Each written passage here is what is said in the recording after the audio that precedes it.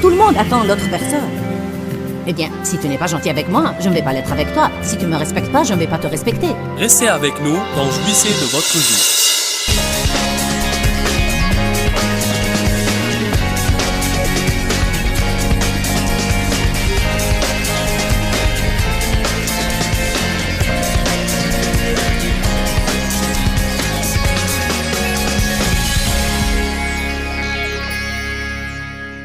Nous dissertons sur l'interruption du plan de Satan par l'intermédiaire d'une puissante vie de prière.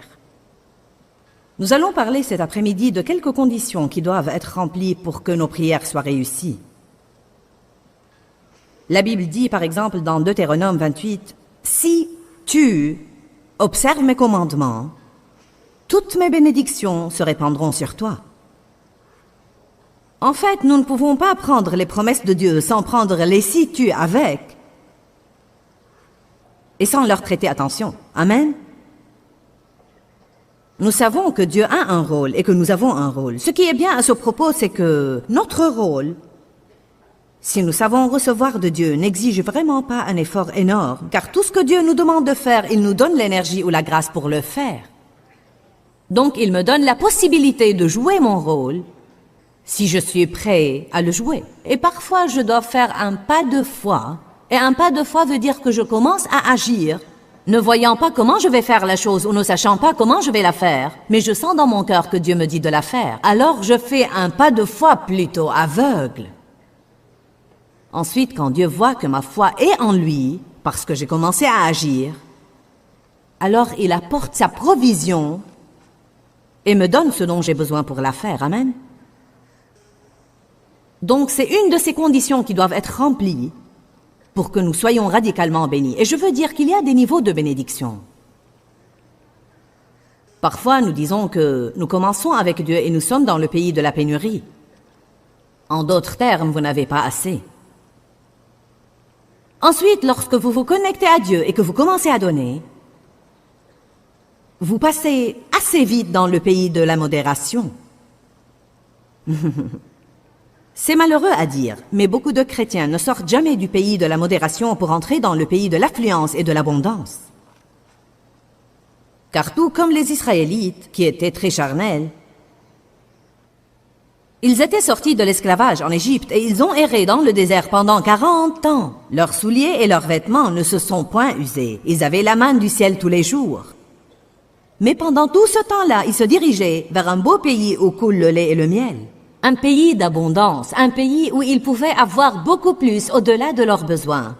Mais ce qui leur arrivait dans le désert, c'est que Dieu essayait de les faire mûrir.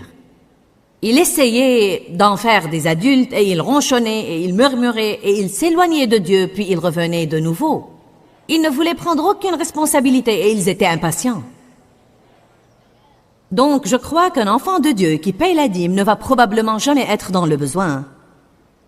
Et ses besoins seront satisfaits, mais il y a une grande différence entre ça et vraiment vivre dans l'abondance. Si vous voulez vivre dans l'abondance, il doit y avoir une maturité spirituelle qui grandit dans votre vie. Je vais vous le dire en toute simplicité. Si vous avez une bonne et puissante marche dans l'amour, c'est le signe numéro 1 de la maturité spirituelle. Car seuls ceux qui sont mûrs spirituellement peuvent marcher dans l'amour. Car marcher dans l'amour veut dire aimer les gens qui ne le méritent pas. C'est quand quelqu'un mérite que vous restiez fâché contre lui et vous lui pardonnez. Marcher dans l'amour veut dire que vous vous conduisez comme Dieu. Et cela ne veut pas dire devenir un paillasson pour tout le monde et laisser tout le monde vous maltraiter et vous exploiter, car ce n'est même pas bien pour eux. L'amour doit parfois être ferme. L'amour doit parfois être assez ferme pour briser une relation si vous savez que non seulement elle vous empoisonne, mais qu'en permettant à cette personne de vous maltraiter, vous aggravez son problème. Alors comprenez-moi bien, aimer quelqu'un ne veut pas dire que vous devez être piétiné toute votre vie, mais cela veut dire qu'il va y avoir des moments où vous devez supporter quelqu'un alors que vous auriez préféré vous en éloigner. Cela veut dire qu'il va y avoir des moments où vous auriez aimé parler de quelqu'un, mais vous décidez de couvrir son offense, car la Bible dit « l'amour couvre une multitude de péchés ». Vous donnez aux gens inconditionnellement et sans restriction. Ils ne vous doivent rien lorsque vous leur donnez. Vous donnez juste parce que vous marchez dans l'amour et c'est ce que vous devez faire. Nous avons vu que même si nous avons la foi, que la foi sans l'amour n'a aucune influence, l'amour est ce qui stimule la foi. Dites tous, stimule. Allons ensemble à Jacques 2, verset 1, s'il vous plaît.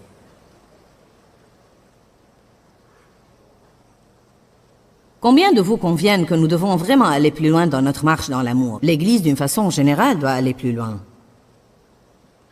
Vous savez pourquoi? Parce que Satan cherche à construire une forteresse d'amour froid dans les cœurs des croyants.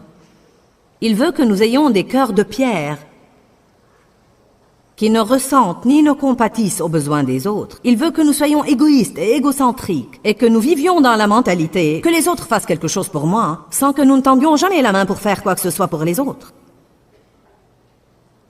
Nous avons un problème endémique de nos jours avec l'égoïsme et l'égocentrisme.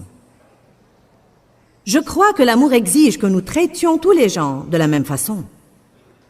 Peut-être que vous avez des amis préférés et il n'y a pas de mal à ça. Jésus a manifestement fait avec Pierre, Jacques et Jean des choses qu'il n'a pas faites avec les autres. Mais ce n'était pas parce qu'il les aimait plus que les autres. Je crois qu'il avait vu en eux des choses avec lesquelles il pouvait œuvrer et qui surpassaient ce qu'il avait vu chez les autres. Alors il a passé plus de temps avec eux pour les édifier, car il a vu quelque chose là. Il a vu la foi, il a vu la confiance dont il voulait se servir. Mais je ne crois pas que Jésus ait jamais maltraité quelqu'un ou bien traité quelqu'un mieux qu'un autre.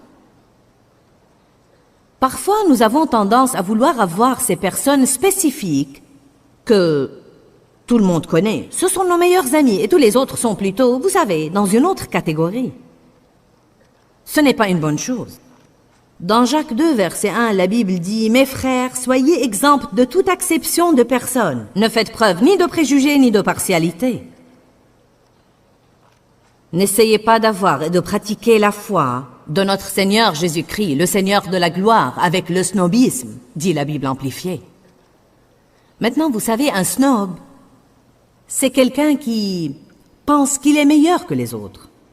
C'est peut-être quelqu'un qui a de l'argent et qui ne veut fréquenter que ceux qui ont de l'argent. Il ne veut pas fréquenter quelqu'un qui est pauvre ou il ne veut pas fréquenter quelqu'un qui n'a pas un diplôme universitaire ou quoi que soit le cas. Tout le monde ne doit pas être comme moi pour être mon ami. Une des choses les plus bénéfiques que vous puissiez faire, c'est d'avoir une grande variété d'amis pour que vous commenciez à comprendre que le monde entier n'est pas comme la partie sur laquelle vous vivez. Parce qu'il y a vraiment des problèmes graves qui se présentent dans chacune de nos villes. Une statistique est sortie depuis quelques mois à Saint-Louis comme quoi la moyenne d'âge d'une personne sans abri dans ma ville est de 7 ans. Dans ma ville! Maintenant, savez-vous comment j'aurais réagi à ça il y a 20 ans? C'est vraiment pathétique. Savez-vous ce que ma réaction était cette fois? Je vais faire quelque chose à ce sujet. Amen? Eh bien, que puis-je faire? C'est facile à dire pour toi, Joyce, tu as ce grand ministère. Si vous ne pouvez rien faire d'autre, vous pouvez prier. Vous pouvez donner une offrande au ministère qui essaye de faire quelque chose. Vous pouvez aller et consacrer un peu de temps. Il y a des choses que nous pourrions faire si vraiment nous le voulions. Un des plus grands problèmes qui existent dans l'Église de nos jours, quand je dis l'Église, je ne parle pas de votre Église ni de mon Église. Je parle de tout le corps de Christ dans le monde. Une des choses principales qui ne vont pas dans l'Église aujourd'hui, c'est que l'Église est... Beaucoup de gens s'ennuient et ne croissent pas et écoutent la parole. Ils écoutent la parole, la parole, la parole, la parole, la parole. Mais ils en restent là et ils deviennent de plus en plus malheureux. Alors nous sommes censés répondre à des besoins. Vous savez, nous sommes censés tendre la main et aider les autres. Une des choses les plus passionnantes que nous puissions faire, c'est aider les autres. Il y a tellement de manières pour aider les autres. Et quand vous entendez parler d'un problème, ne dites pas seulement « dommage ». Au moins priez et dites « Dieu, s'il y a quelque chose que je peux faire, dis-moi laquelle ». Une seule personne ne peut pas faire quelque chose envers tous les problèmes qui existent. Mais nous pouvons être ouverts à Dieu et dire, y a-t-il quelque chose que tu veux que je fasse? Quand vous apprenez qu'un ami à vous a des ennuis ou bien qu'un ami, par exemple, a eu un incendie et a perdu tous ses meubles. La moindre des choses que vous puissiez faire, c'est de voir ce dont vous pouvez peut-être vous séparer pour l'aider un peu. Un de nos directeurs a vendu sa maison et sa nouvelle maison n'était pas encore prête. J'ai appris qu'il allait loger à l'hôtel pour 1 semaine ou 2. Je ne suis pas censée faire ce genre de truc, mais j'ai commencé à chercher un endroit temporaire pour lui. Mon beau-fils a commencé à m'aider. Nous avons trouvé un couple qui déménageait de leur appartement et il leur restait 1 semaine de leur bail. Et nous avons trouvé qu'il pouvait y rester pour 1 semaine. À la fin de cette semaine, sa maison n'était toujours pas prête. Il avait besoin de plus de temps. Et alors ma fille est venue me dire « Veux-tu que nous les accueillions dans notre sous-sol jusqu'à ce que leur maison soit prête ?» Tu crois que c'est une bonne idée? Ils ont déjà 4 enfants. Que vont-ils faire avec 5 personnes de plus dans leur maison? Mais voyez, parfois nous devons vraiment sacrifier notre confort pour être une bénédiction à quelqu'un d'autre. Vous savez, l'hospitalité est un don. Amen?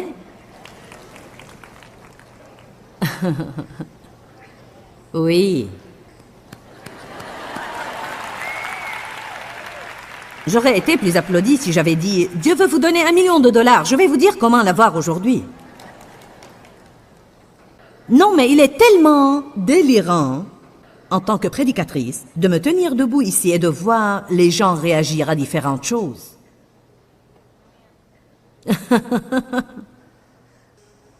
Eh bien, je vais vous le donner à manger, que vous veuillez l'avaler ou non. Et vous pouvez soit vous étouffer, soit le manger.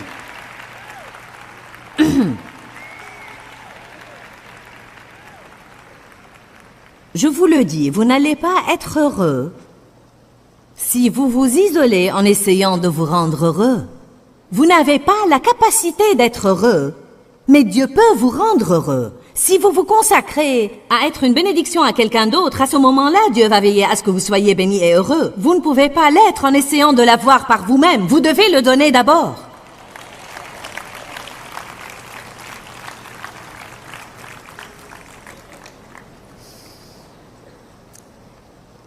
Alors ne soyez pas des snobs. Cherchez des gens dans l'église qui ont l'air solitaires. Cherchez les personnes qui viennent toujours seules et imaginez un peu ce que c'est qu'être seul. Invitez cette personne à un déjeuner ou guettez une mère qui a 4 enfants qui dépendent d'elle et qui a l'air d'à peine pouvoir tenir le coup pour la journée et donnez-lui $50 pour sortir déjeuner avec sa famille. Allez! Soyez créatifs dans votre réflexion.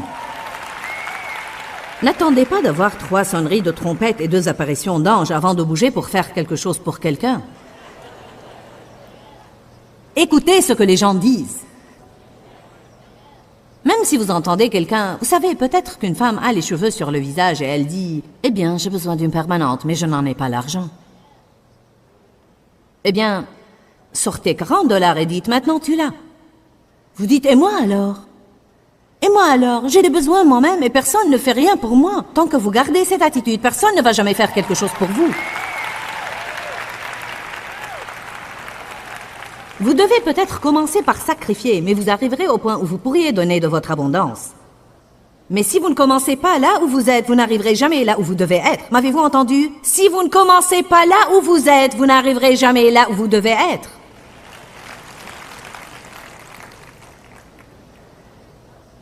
Parfois, Dieu va vous mettre dans le cœur de donner quelque chose à quelqu'un qui n'a même pas besoin de choses. Il se peut qu'il ait plus de choses que vous, mais il a besoin d'encouragement. Il a besoin de savoir que quelqu'un a pensé à lui, que quelqu'un se soucie de lui. Peu importe s'il n'a même pas besoin de choses, ça va le bénir.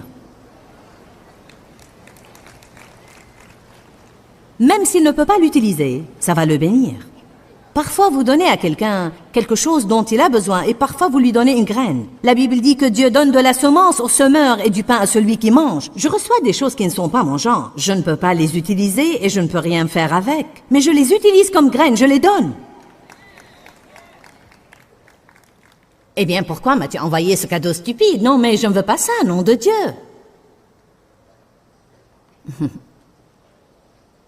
Je vais mettre ça dans le tiroir et l'oublier. Non. Utilisez-le comme graine. Matthieu 7.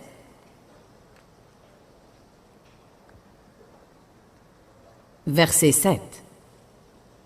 Continuez à demander et l'on vous donnera. Continuez à chercher et vous trouverez. Continuez à frapper et la porte vous sera ouverte. Car quiconque continue à demander reçoit, et quiconque continue à frapper, la porte lui sera ouverte. Lequel de vous, si son fils lui demande un pain, lui donnera une pierre, ou s'il lui demande un poisson, lui donnera un serpent? Si donc, méchant comme vous l'êtes, vous savez donner de bonnes choses et d'avantageuses choses à vos enfants, combien plus votre Père, qui est aux cieux, parfait comme il est, donnera-t-il de bonnes et avantageuses choses à ceux qui continuent à lui demander? Ainsi donc, le verset 12 dit « Ainsi donc », donc le verset 12 est lié à ceux qui le précèdent. Ainsi donc, tout ce que vous voulez que les hommes fassent pour vous, vous aussi faites-le de même pour eux. Je crois que parfois nous pensons que ce sont deux sujets différents, vous savez. Comme si les versets 7 à 11 formaient un sujet, et maintenant, tout à coup, il passe à un sujet différent. Mais il dit en fait, demandez et continuez à demander et l'on vous donnera. Mais maintenant, voilà une condition. Ainsi donc, si c'est ce que vous voulez voir arriver, comme vous voulez que les gens vous traitent et fassent pour vous, vous devez les traiter de cette façon d'abord. Savez-vous pourquoi beaucoup de mariages échouent? Parce que personne ne veut être assez modeste, assez humble et assez mûr pour être le premier à s'excuser. Le premier à céder. Le premier à dire « je suis désolé ». Tout le monde attend l'autre personne. Eh bien, si tu n'es pas gentil avec moi, je ne vais pas l'être avec toi. Si tu me respectes pas, je ne vais pas te respecter. Si tu ne fais rien pour moi, je ne vais rien faire pour toi. Eh bien non, c'est stupide. Faites attention à cette écriture. D'accord? J'aimerais que mon époux m'apporte plus de cadeaux et il ne le fait pas, alors je vais commencer à les lui offrir. J'aimerais que mon époux me fasse plus de compliments et, tu sais, qu'il me prête un peu plus d'attention, mais il ne le fait pas, alors je vais commencer à le complimenter tout le temps et je vais lui témoigner toutes sortes d'affections. Puis après un moment, alors que vous avez fait ça et vous n'avez rien récolté, le diable dit « Tu vois ? Tu le traites comme ça, il va profiter de toi. Laissez-moi vous dire une chose. Si vous semez dans la vie de quelqu'un d'autre, même s'il est si entêté que Dieu ne pourra jamais le pousser à faire ce qu'il essaye de lui faire faire, Dieu trouvera assurément quelqu'un pour vous bénir et vous aurez une récolte. Amen. Vous aurez une récolte. Être entêté ne va pas apporter la volonté de Dieu dans votre vie. La règle d'or, tout ce que vous voulez que les gens fassent pour vous, faites-le pour eux. Si vous voulez des amis, soyez amicaux. Si vous voulez des cadeaux, offrez des choses aux autres. Si vous voulez que les gens vous encouragent, allez trouver quelqu'un et encouragez-le. Combien de vous comprennent ce que je dis aujourd'hui? N'imaginez pas que vous devez attendre de recevoir ça pour en donner un peu. Vous devez commencer là où vous êtes si vous voulez arriver, là où vous voulez être. Dites, je dois commencer là où je suis, si jamais je veux arriver là où je veux être. C'est une bonne déclaration. 1 Pierre 3, 7. J'ai une parole pour les hommes. Les femmes en seront ravies. Ça va, je vais avoir une parole pour les femmes plus tard.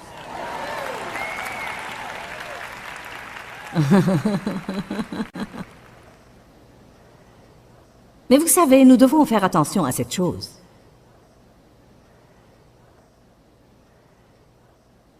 « 1 Pierre 3, 7. Également, vous les hommes mariés, devez vivre de manière attentionnée avec vos femmes, avec une appréciation intelligente de la relation maritale, honorant la femme comme physiquement plus faible, mais vous rendant compte que vous êtes cohéritier de la grâce de la faveur imméritée de la vie de Dieu, afin que vos prières ne soient pas entravées et que rien ne leur fasse obstacle. Sinon, vous ne pouvez pas prier efficacement. » En d'autres termes, les hommes, si vous ne traitez pas vos femmes avec respect, si vous ne les traitez pas bien, en tant que personnes de valeur, si vous ne vous occupez pas d'elles comme il faut, si vous n'êtes pas gentil avec elles, il vaut mieux que vous ne priez pas car vos prières ne vont pas être exaucées. Une de vos tâches comme mari, c'est de bien vous occuper de vos femmes.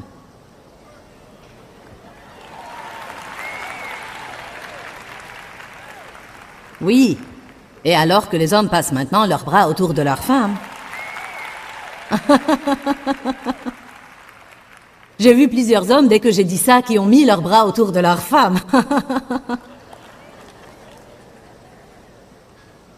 Les hommes, laissez-moi vous donner juste un petit conseil rapide, là. Puis-je vous donner une petite gâterie, là? Vous ne comprenez pas. Non, mais savez-vous ce que ça fait à votre femme si vous la regardez et vous lui dites « Tu es la plus belle femme dans le monde entier » Je veux dire, vous ne savez pas combien vous perdez vraiment en n'étant pas un peu sentimentaux. Vous m'aviez suivi ces 2 dernières semaines quand j'enseignais sur interrompre le plan de Satan pour votre vie, car c'est un enseignement très important. Satan a un plan pour la destruction de tout le monde parce que c'est tout ce qu'il sait faire.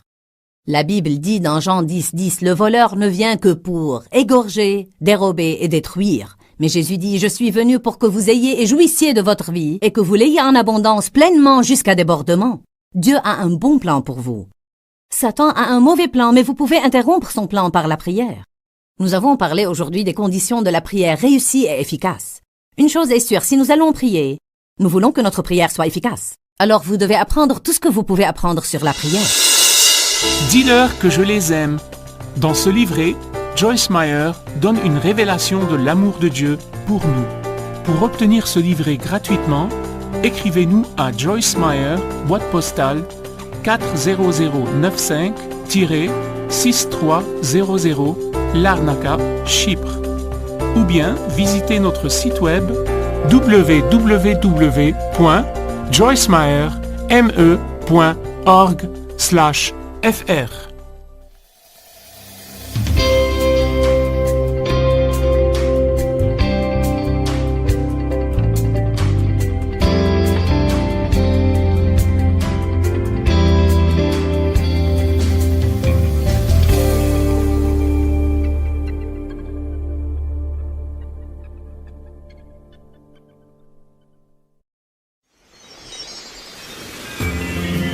Ne faites pas de grandes histoires à partir de petites choses, mais choisissez de vous taire à leurs propos et de vous occuper de vos affaires.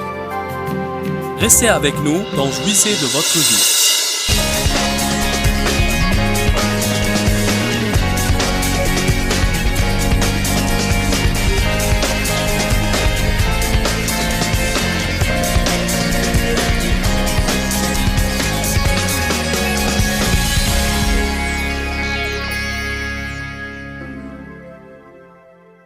Proverbe 21:13.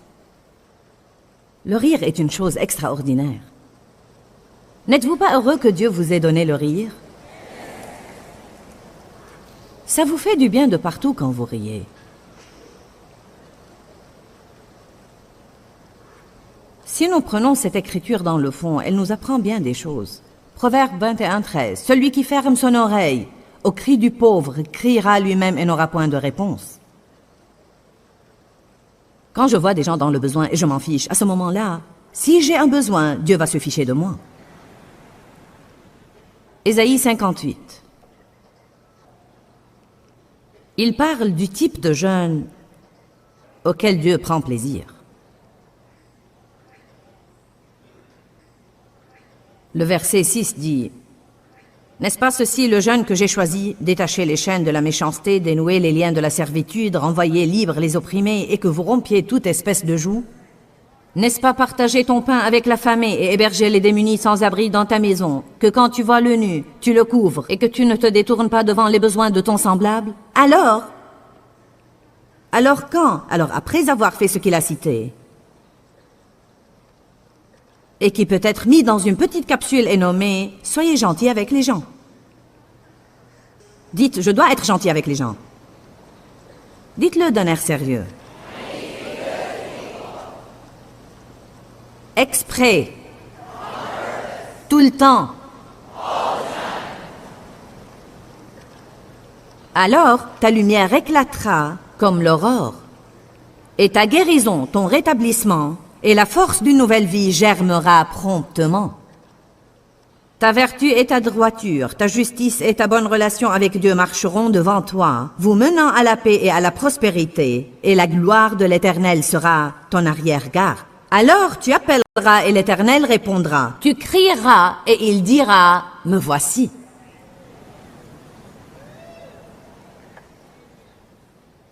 Vous pouvez avoir une énorme récolte, Simplement en étant gentil.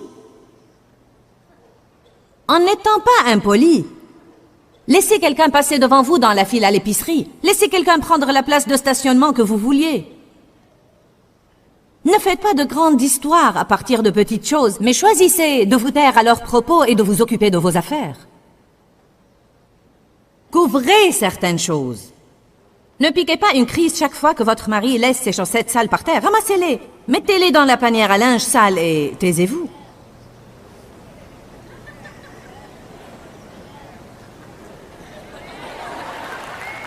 Êtes-vous aussi fatigué que ça? Eh bien. Et moi alors? N'est-ce pas extraordinaire? Commencez à traiter les gens comme il faut. Et alors tu appelleras et l'Éternel répondra et il dira, me voici. De quoi as-tu besoin? Que puis-je faire pour toi? Il est très important à Dieu que nous traitions les gens comme il faut. Combien de vous ont jamais été maltraités par quelqu'un? Combien de vous ont une relation dans leur vie en ce moment même où ils pourraient dire « Vous savez quoi, je sais que je ne traite vraiment pas cette personne comme il faut et je dois vraiment améliorer. » Eh bien, vous n'avez pas levé les mains aussi vite ou aussi haut, mais je les vois. Avez-vous quelqu'un dans votre vie présentement que vous aimez mais qui vous irrite?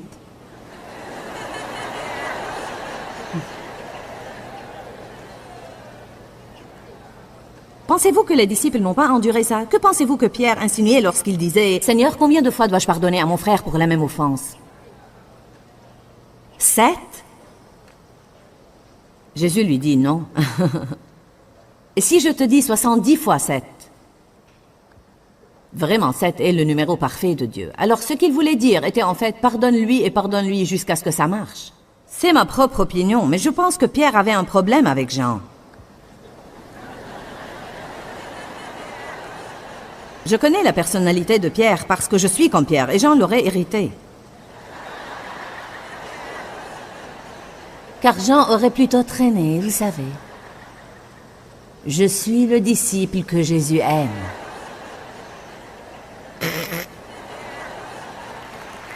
Pourquoi ne te lèves-tu pas pour faire quelque chose?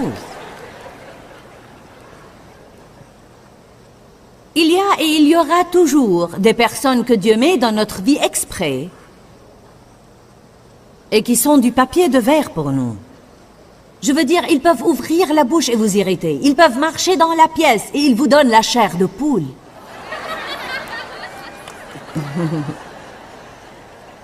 Ça ne sert à rien de les fuir, car où que vous irez, vous en trouverez.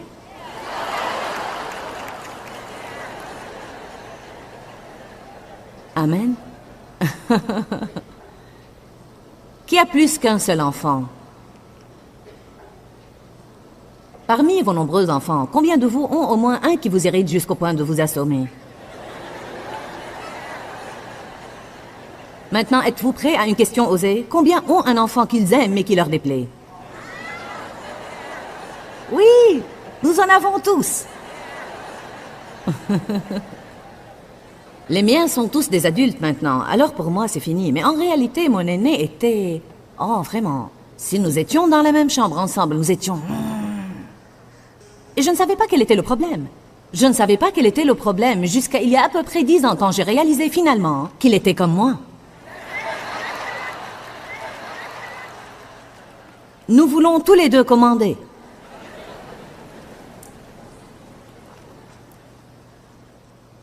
Les gens sont partout. Vous ne pouvez pas les fuir. Quoi que vous fassiez, ils sont bien là.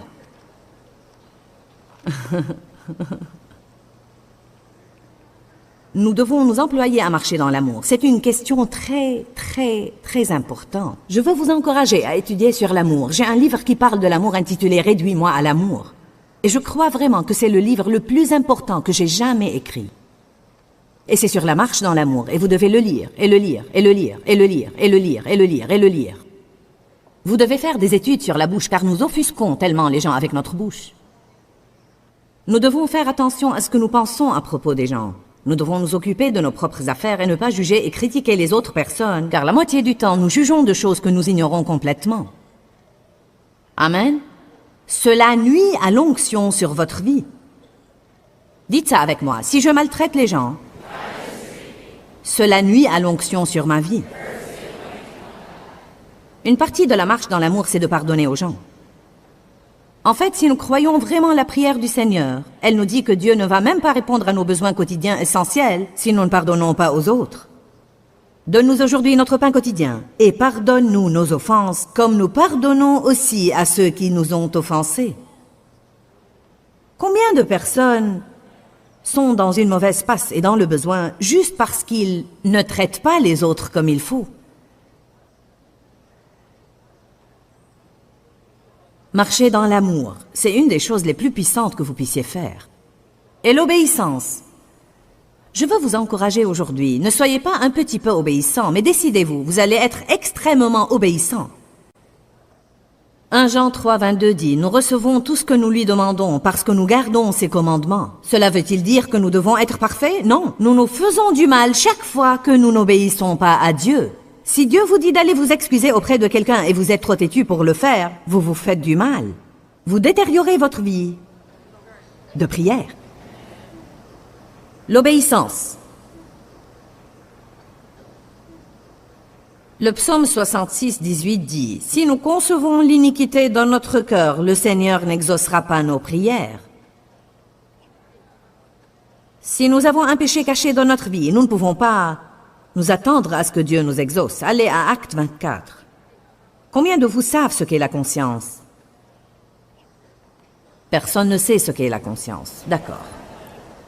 C'est cette petite chose que nous avons tous à l'intérieur de nous et qui en fait nous fait savoir que nous n'agissons pas comme il faut. Le Seigneur soit loué. Nous devons prier pour que notre conscience soit sensible et qu'elle ne porte pas la marque de la flétrissure. Savez-vous ce qui se passe si vous prenez un fer à repasser? Si je frappe mon bras avec ce fer et il guérit, et puis quelqu'un va le faire de nouveau et il guérit et quelqu'un va le faire de nouveau, sous peu cette peau deviendra dure, calleuse et insensible. Et si vous me touchez avec ce fer, je ne le sentirai pas. C'est ce qui arrive à la conscience d'une personne.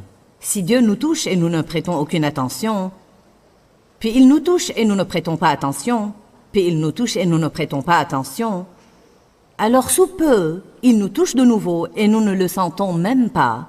Et ça me fait vraiment peur.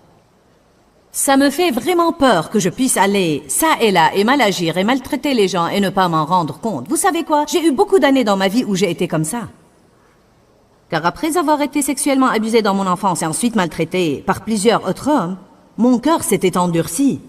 J'ai passé des années disant des choses comme « Personne ne va jamais me bousculer de nouveau et je n'ai pas besoin de toi. Je m'occuperai de moi-même. » Vous savez, toutes ces résolutions et décisions que nous prenons obstinément.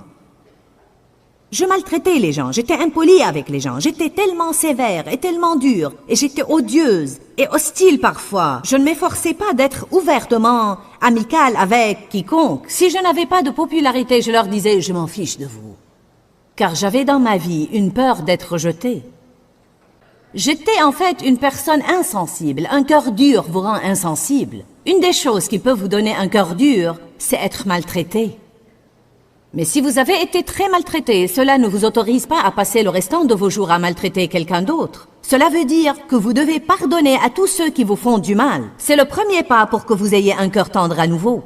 Et vous devez demander à Dieu de commencer à vous attendrir le cœur et de commencer à vous permettre d'avoir une conscience vraiment sensible et de savoir quand vous faites du mal à quelqu'un.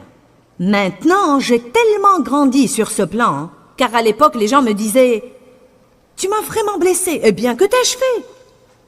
Tu as dit ceci et cela. Eh bien, pourquoi cela doit t'embêter?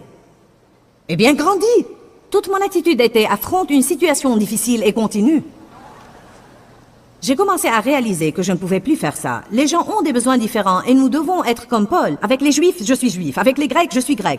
Avec quelqu'un qui est sous la loi, je suis sous la loi. Avec les esclaves, je suis esclave. Et avec les libres, je suis libre. Paul voulait dire, j'ai atteint un point de maturité dans ma vie avec Dieu où tout ce que quelqu'un veut que je sois, je suis celui qui m'adapterait. Je m'adapterai. Et je serai tout ce dont vous avez besoin que je sois, pas parce que je suis obligé de le faire, mais parce que je suis libre de le faire. Voyez, nous passons tellement de temps à penser aux choses dont nous nous sommes libérés, au lieu de penser aux choses que nous sommes libres de faire, parce que nous avons la force de Dieu dans notre vie pour les faire. Paul dit, je peux faire tout ce que je veux, mais je me réduis à être le serviteur de tous, parce que j'ai un désir, un but, je veux gagner les gens au Christ. Donc il dit, je suis prêt à faire tout ce qu'il faut pour vous gagner au Seigneur. Amen. Nous nous attendons à ce que tout le monde s'adapte et s'ajuste à nous. Eh bien, je suis perfectionniste, donc si vous voulez avoir une relation avec moi, faites tout à la perfection. J'aime que tout soit ordonné, donc si jamais vous êtes désordonné, je ne vais pas avoir une relation avec vous. Eh bien, je suis une personne vraiment sérieuse et extrêmement instruite, et je ne veux pas d'absurdité. Donc, si vous avez une personnalité qui aime s'amuser, je ne veux pas avoir une relation avec vous, car vous allez être trop évaporé. Combien de vous conviennent que c'est une maturité spirituelle que de pouvoir et de vouloir s'adapter et s'ajuster aux autres afin de les voir grandir dans leur relation avec Dieu? Que faut-il pour ça? Il faut l'abnégation. Eh bien, si je le fais, toute ma vie, je vais être exploité. Nous devons arrêter de nous inquiéter que quelqu'un nous exploite toute notre vie et nous devons mettre notre confiance en Dieu. Nous mettre entre les mains de Dieu et croire fermement que si je fais ce qui est bien, il va s'occuper de moi. Alléluia. Si nous faisons ce qui est bien, Dieu va s'occuper de nous. Acte 24, 16, l'apôtre Paul dit, « Par conséquent, je m'exerce et je me discipline toujours, en traitant durement mon corps et en tenant assujettis les affections de la chair et mes aspirations matérielles, et en m'efforçant à tous égards d'avoir une conscience tranquille, inébranlable et sans reproche, dépourvue d'offense devant Dieu et devant les hommes. » J'aime cette écriture. Paul dit, j'œuvre vraiment et je lutte dans l'esprit pour m'assurer qu'il n'y ait rien entre moi et Dieu et qu'il n'y ait rien entre moi et les gens. Il dit, je fais le 1000 supplémentaire pour m'assurer qu'il y ait la paix entre moi et tout le monde que je connais. Puis-je vous demander si vous êtes prêt à rentrer à la maison et à commencer à procurer la paix et à maintenir la paix? Quand vous entendez des choses comme « Je suis toujours celui qui doit faire la paix », eh bien tant mieux pour vous. Cela montre que vous êtes vraiment mature et que vous êtes prêt aussi à faire tout ce que vous devez faire pour obéir à Dieu. Eh bien, ce n'est pas juste. Vous avez raison, ce n'est pas juste, mais la vie n'est pas juste. Il n'était pas juste aussi que Jésus prenne tous nos péchés et qu'il les porte sur la croix et qu'il en paye le prix, mais il l'a fait. L'amour ne hurle pas à propos de ce qui est juste. L'amour fait ce qui est bien. Nous devons commencer à faire ce qui est bien, pas pour avoir un bon résultat de la personne pour laquelle nous l'avons fait, mais nous devons le faire en raison de la justice. Parce que c'est juste, nous devons faire ce qui est juste. Si c'est mauvais, nous le laissons, et si c'est juste, nous le faisons. Donc, efforcez-vous de garder votre conscience tranquille en n'offensant pas Dieu et en n'offensant pas les hommes. Si vous offensez quelqu'un, eh bien, repentez-vous. Je veux dire, j'ai blessé quelqu'un. En fait, j'ai blessé 2 personnes la semaine dernière. Et je n'aime pas ça. Je pense que je me suis un petit peu relâchée. Combien de vous savent que parfois nous pouvons nous relâcher un petit peu dans notre conduite? Vous vous permettez une petite chose, et puis une autre petite chose, et encore une autre petite chose. Et sous peu, vous ressemblez à ce que vous étiez dans le passé. La Bible dit, c'est pour que nous restions libres que le Christ nous a libérés. Donc tenez bon, et ne vous laissez pas mettre de nouveau sous le joug de la servitude que vous avez une fois brisée. Ce n'est pas parce que nous avons été affranchis d'une chose que nous n'avons jamais besoin d'entretien. Vous allez régler vos pneus et régler vos freins. Mais ça ne veut pas dire que vous n'allez pas avoir à le refaire plus tard dans votre vie. Parfois, je pense que Dieu envoie les gens à mes réunions pour qu'ils les ajustent un peu, règlent certaines de leurs attitudes, les prennent en main, et pour leur rappeler certaines choses qu'ils connaissent déjà, mais qu'ils se sont peut-être lassés de faire.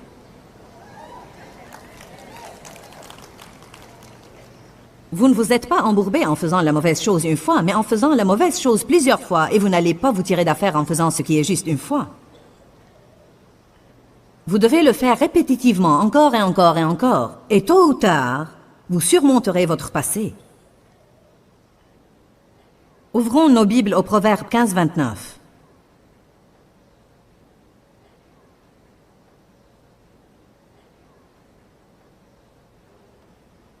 Vous savez qu'est-ce que c'est que faire un compromis? C'est quand quelqu'un est enclin à accepter ce que les autres veulent faire, bien que cela puisse ne pas être juste. Il sait que ce n'est pas juste, mais il le fait de toute façon, espérant qu'il va s'en sortir. Combien de vous pensent qu'ils transigent dans leur vie? Cela veut dire que nous savons qu'une chose est mauvaise. Nous avons la conviction du Saint-Esprit que nous ne devons pas la dire, la faire, l'acheter et la manger. En fait, les gens disent tout le temps, je sais que je ne dois pas dire ça, mais... Je sais que je ne dois pas manger ça, mais... Je sais que je ne dois pas acheter ça, mais... Je sais que je ne dois pas faire ça, mais... Je sais que je ne dois pas veiller si tard, mais... Qu'avons-nous à dire? Dieu me montre ce que je dois faire, mais je fais ce que je veux. Alors, nous ne pouvons nous en prendre qu'à nous-mêmes si nous n'avons pas les résultats que nous espérons. La moindre des choses, c'est d'être honnête avec nous-mêmes. Proverbe 15, 29. L'Éternel s'éloigne des méchants, mais il écoute la prière des justes. Les justes qui font sa volonté. Vous savez, la Bible dit que Dieu est strictement juste et que Dieu est implacablement et indubitablement juste. Dans la société dans laquelle nous vivons aujourd'hui, tout le monde veut faire un compromis et si vous refusez de le faire, ils vont vous appeler légaliste et strict. Même les chrétiens vous disent que vous êtes légaliste si vous essayez de mener une vie sainte. J'ai décidé que vous pouvez m'appeler tout ce que vous voudrez. Mais je préfère être extrémiste en essayant d'être sainte que d'être extrémiste en me permettant de faire des choses que je ne dois pas faire. Que fait l'homme systématiquement juste? L'homme systématiquement juste essaye de faire ce qui est bien tout le temps. Savez-vous ce que les gens font? Ils font ce qui est bien quand ils ont des ennuis. Il me faut un miracle. Ils vont mieux aller à l'église cette semaine. Il me faut une guérison. J'arrêterai les commérages. Ai-je raison? Il est étonnant ce que nous devenons saints quand nous voulons un exaucement. Mais l'homme systématiquement juste essaye de faire ce qui est bien tout le temps, pas seulement quand il veut quelque chose de Dieu. Vous m'aviez suivi ces 2 dernières semaines quand j'enseignais sur interrompre le plan de Satan pour votre vie, car c'est un enseignement très important. Satan a un plan pour la destruction de tout le monde parce que c'est tout ce qu'il sait faire. La Bible dit dans Jean 10, 10, le voleur ne vient que pour égorger, dérober et détruire. Mais Jésus dit, je suis venu pour que vous ayez et jouissiez de votre vie et que vous l'ayez en abondance pleinement jusqu'à débordement. Dieu a un bon plan pour vous. Satan a un mauvais plan, mais vous pouvez interrompre son plan par la prière. Nous avons parlé aujourd'hui des conditions de la prière réussie et efficace. Une chose est sûre, si nous allons prier, nous voulons que notre prière soit efficace. Alors vous devez apprendre tout ce que vous pouvez apprendre sur la prière. Dis-leur que je les aime. Dans ce livret, Joyce Meyer donne une révélation de l'amour de Dieu pour nous. Pour obtenir ce livret gratuitement, écrivez-nous à Joyce Meyer, boîte postale 40095-6300 Larnaca, Chypre. Ou bien visitez notre site web www.joycemeyerme.org/fr.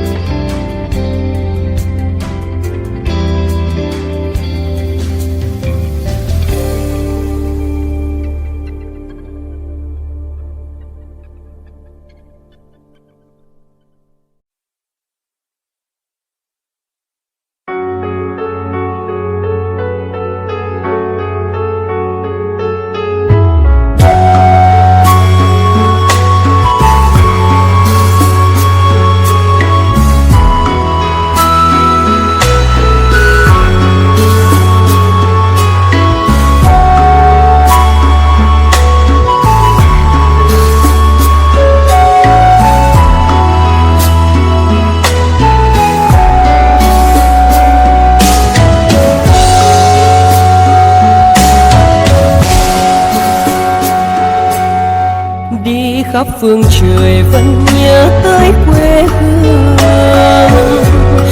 Người về đây thăm làng trù quê mẹ và làng sen quê cha.